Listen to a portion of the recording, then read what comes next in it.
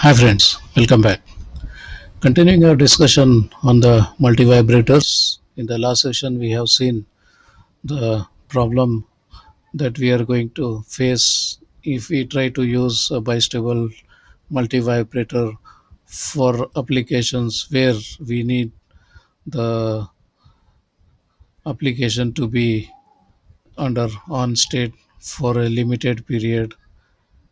We don't need a system where we should have external trigger for changing from state 1 to state 0. The required state diagram should be something like this. So there should be a state 0 which is a stable one, and go to state 1 there should be some disturbance, that is some trigger required, some switch is required, and when the switch is made on, it is made to turn on, and it should remain in on state for some fixed time, and after that automatically it should get back to zero state.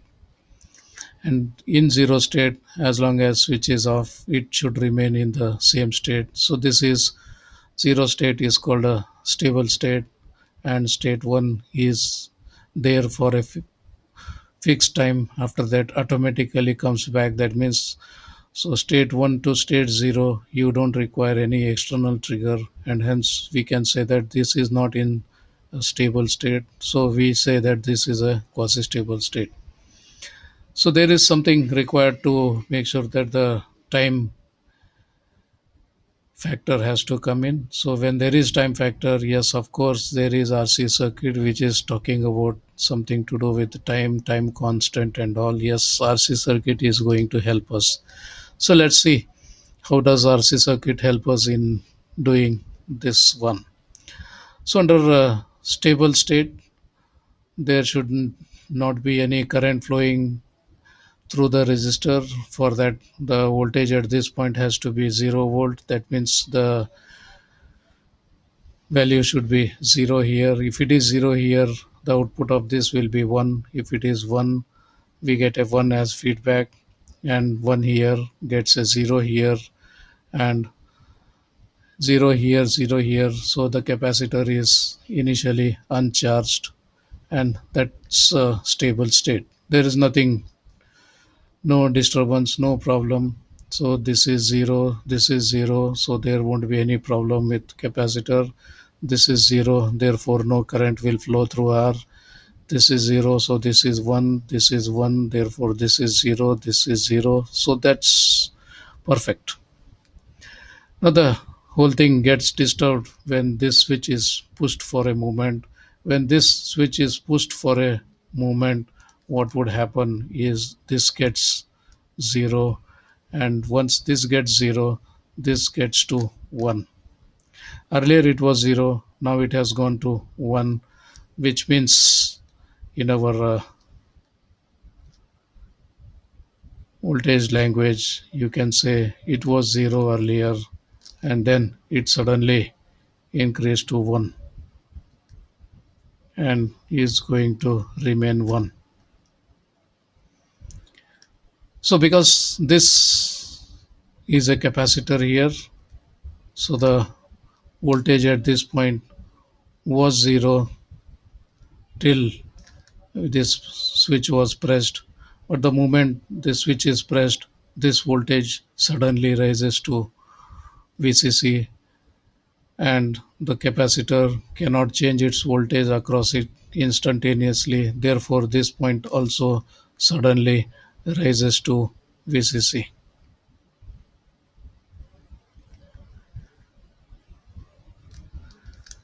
Yeah, this voltage also suddenly rises to VCC, and the moment this rises to VCC, then this current starts flowing,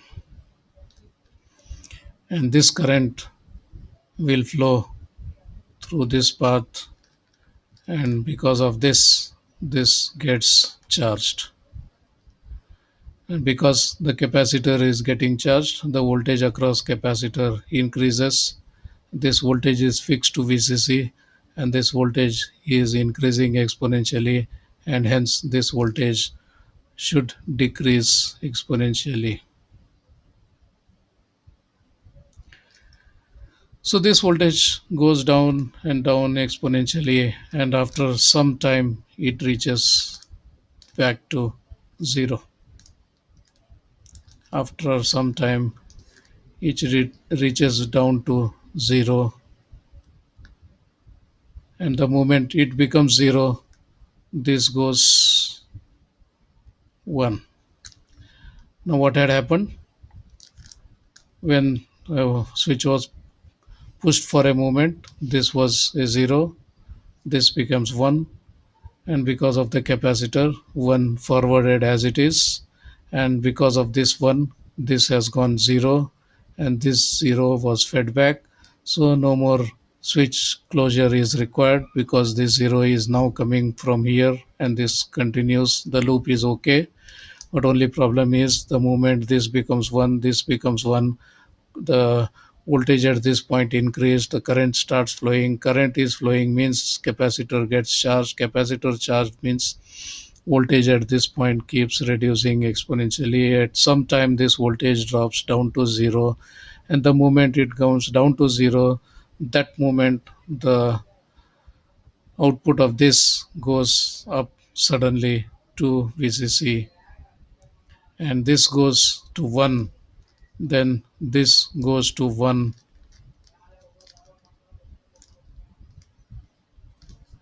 When this goes to 1, this also goes to 1. If this goes to 1, then this goes to 0.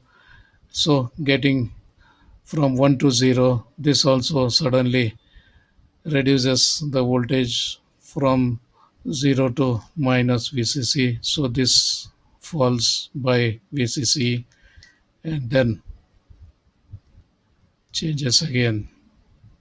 Now the issue is a 0 volt here or a negative volt here is assumed to be 0 only. So after this, it doesn't make any difference to the output. Output is going to become remain 1, and this 1 back here, this 1 here makes this 0, this 0 makes this 0, and this 0 makes this 1. So now we are back into this original loop which we had called a stable state.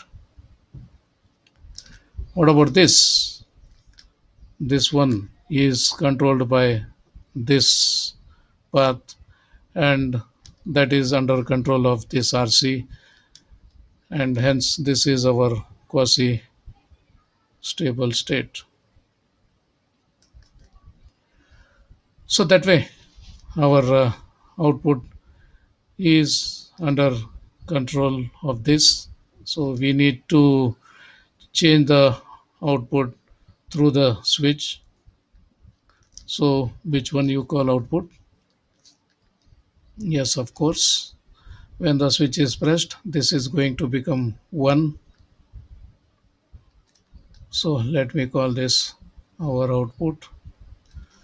So when the switch is closed, this is going to be 1. So the output becomes 1. And the moment this becomes 1, this becomes 1, this becomes 0, 0 back, this remains 1, and that way. But the moment this becomes 1 and this becomes 1, current starts flowing, and this whole process happens, and it is going to remain in state 1 for this period, and after this period it drops back to 0 and continues. So here switch was pressed, and because switch was pressed, there's a pulse created of width t, and that t is under control of r into c, the time constant. More details about this we see in coming sessions. Just a qualitative discussion now. Okay, so when the switch is pressed, the output goes suddenly high. This goes high and starts discharging. I'm sorry, it gets charging. And after some time, this point voltage goes low. And the moment this goes low, this gets back to 1, 1 here, gets back to 0, and sudden drop of 1 to 0 will suddenly drop this by same voltage, but by that time this has reached 0, therefore it gets into negative and then again discharges the capacitor, and this will continue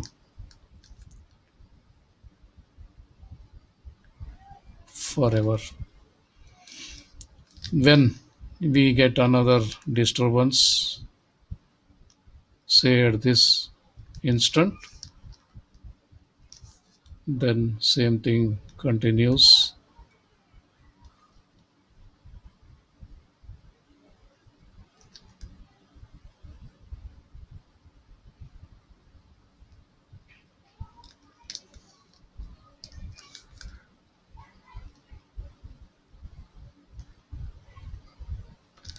So another pulse of this width is created when the switch is pressed again. So anytime you press the switch, it starts for some fixed period of t. T is under control of R and C. So that's the best way of working with a calling bell. So anybody wants to use call bell, just push the button for a moment, and the bell works for a fixed time and automatically switches off. So it doesn't make any sense whether the person who is pressing the button is a normal one, guest, or a neighboring naughty boy. It is going to ring only for a short period, and after that it's going to be off. So if you want to switch on, then the button has to be pressed again. So the child, that naughty boy, has to be there in front of the door, so it won't be there working for this. So this is what is required in this case. What is happening is one state is stable, other state is un not, we can't say unstable because it's not disallowing Kirchhoff's law. Yes, we have to say some other name. So that's what we called quasi-stable state. So there is only one state out of two, hence the name monostable multivibrator.